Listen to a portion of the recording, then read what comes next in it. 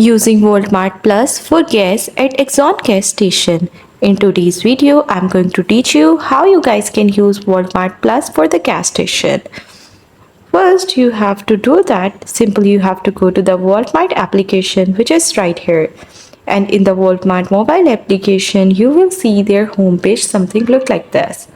And in their homepage, you simply have to tap on your name and it will open up the settings for you. As you can see here, the settings are appeared. In the settings, you have to click on the option that says wallet. In the wallet, you will see all these options. So in your wallet, you will have what you have to do is, if you have some money, you will easily be able to see an option for Walmart Pay in the Walmart Pay.